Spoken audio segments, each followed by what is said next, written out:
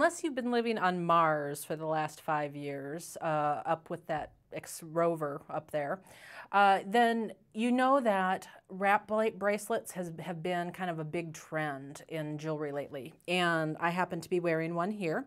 This one is a double wrap bracelet. Chan Lu is the designer who kind of started it out, and normally the way they're made is with 2 strips of leather with beads attached in between the 2 strips of leather. But what I did is I decided to come up with my own adaptation of the Chan Lu bracelet, and that's what I'm going to show you how to do today. You can actually either do it with soft flex or some kind of beading wire, bead-along, soft flex, that kind of thing, and crimps. Or you can do it with needle and thread. This particular one that's on my wrist, I did with needle and thread. But I'm going to show you in the video how to do it with the soft flex. The techniques are identical. The only difference is that when you're using a needle and thread, you just have to tie off your ends instead of using a crimp bead. So that's the only difference. So let me show you how we go about making this. The twin beads are, well, first let me show you a close-up of the wrap bracelet. And the twin beads are perfect for doing this because they have the 2 holes and you can just pop a seed bead in between each twin, and it makes a really beautiful, straight, visually uncluttered kind of look. And so to make it a little more interesting, that's where you add in the wraps.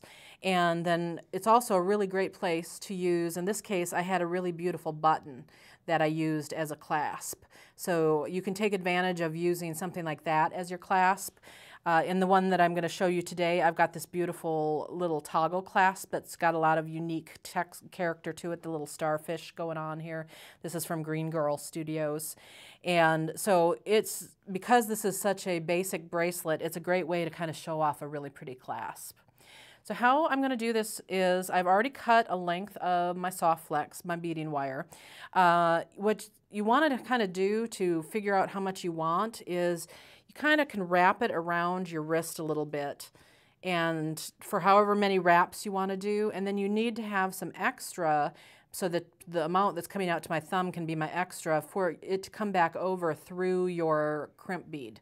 So just remember that you can't after you've cut it, you can't make it bigger. So I tend to estimate on the long side. And what I'm going to do with this soft flex is I'm going to pass it through one hole, through the hole on my clasp, just like that. And as we make this, we can just center it on your clasp on one side. You'll only need 1 crimp bead, and that'll be for the second side of your toggle. Now this isn't going to really hold centered because I didn't bring a any kind of little clip or anything to hold on to this, but what you can do to kind of temporarily hold on to it is we're going to take the ends of our soft flex. It's stiff enough that you can actually use it as kind of a needle here and just pop it through one of these holes. We'll pop one end through one hole and the other end of your beading wire through the other hole. There we go. And bring that down and center it like that. And now that can hold our piece for right now. It's up to you whether you are fine with this wire showing right here or whether you would prefer for beads, seed beads to be there. So you could just add a couple of seed beads for a little bit of extra decorative piece there. Now here's the other thing that I'm noticing as I do this. This has a fairly unusual hole, this particular clasp. Normally your hole is going to be, there's going to be a little loop that's around here that sticks out from your clasp, and in this case it's embedded in. What's happening is this is turning, instead of this being flat, it's turning up and down. It's not going to be something that you're going to notice because it's going to be underneath your clasp, but just know that that's what's going on here. Is right this second it's showing that it's up and down instead of horizontal, but when it lays on your wrist, it'll turn horizontal. So all of that. Okay, now let's get down to the real work here. SuperDuos, if you haven't worked with them before, so they come in two flavors, SuperDuos or twins. I prefer the SuperDuos because they are more regular in shape. The twins, you can have some that are really skinny and some that are really thicker.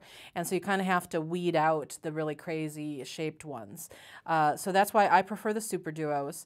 The other thing is that because they've got these two holes here, you do have to stop and make sure that both holes are free, because the way that they're made, you will sometimes run across a hole on one side or the other that is blocked up.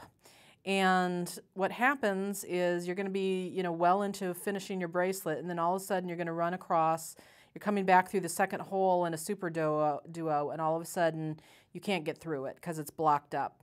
So what I do before I work with any of my SuperDuos is I either do what I'm doing right now, which is I kind of pop my needle through there to make sure I can get my needle through both sides of the hole. It's a little tedious, but it will make you much happier in the long run.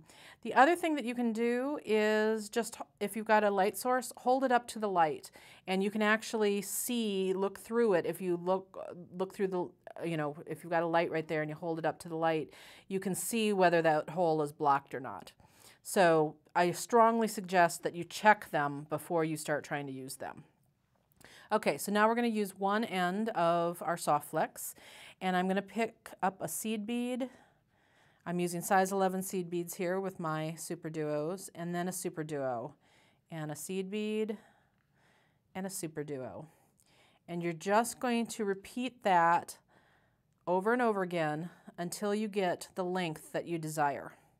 Now you're going to have to remember that you're taking your clasp into account, and that you're doing multiple wraps. So you'll have to probably stop periodically and try it on, see how your wraps are coming. You also want to stop periodically and make sure that you haven't accidentally put two seed beads or two SuperDuos side by side, because I actually did that on this bracelet. I had to pull out like that much, you know, to get back because I'd accidentally put two seed beads next to each other. So stop and look periodically, but then do the entire length on this first pass. Then come on back and I'll show you how you're going to add the other side of your clasp and then do the second pass.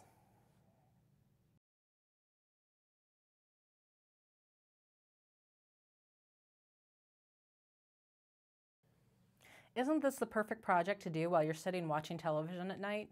Like, you don't have to pay attention to what you're doing hardly at all, and you can totally pay attention to what's going on CSI, which is what I do. Okay, so at this point you should have your entire length done. You've got the one part of your clasp attached. Now we're going to attach the second part of your clasp, and let me show you how to do that. So we're making another little Barbie bracelet here. So here's Barbie's little wrap bracelet, and I've got the two lengths of wire going on. What we're going to do is I totally forgot to bring a crimp bead to show you guys, so we're going to pretend that this is a crimp bead. And we're going to pass this up through the crimp. Hello. Okay, maybe if I actually did it right-handed, since I'm a right-handed person. Crimp bead, then back through the other end of your clasp,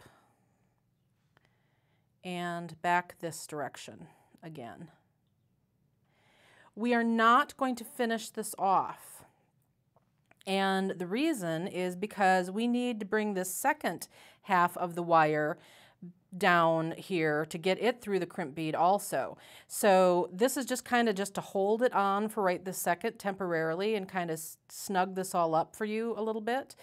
Then what you're going to do with your second length of wire over here is we're going to pick up a seed bead and pass through the second hole of the SuperDuos, and you're going to do that all the way along the end here. So that's your bottom pass, is adding that second seed bead through the second hole of all these SuperDuos. There we go. Now I've got a good angle on it to kind of hold it in my hand so that I can get an angle on those SuperDuo holes and pop it on through here. There we go. And we'll go all the way to the end.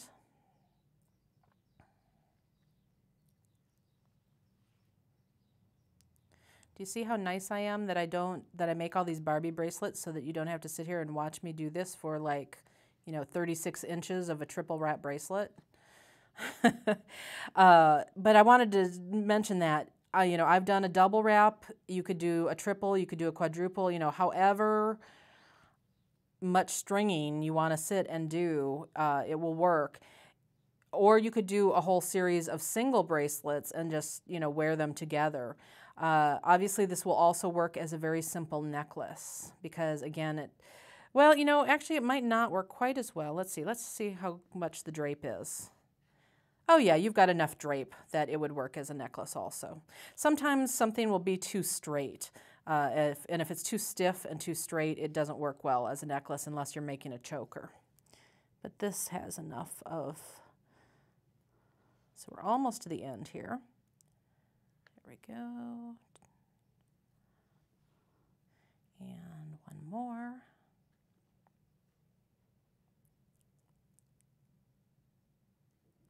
Okay. So now there's the bracelet. We just have to finish off this other end. And so we're going to poke this back up through the crimp, my fake crimp here. I don't know if I'm going to be able, yeah, I will be able to get it through since it's a fake.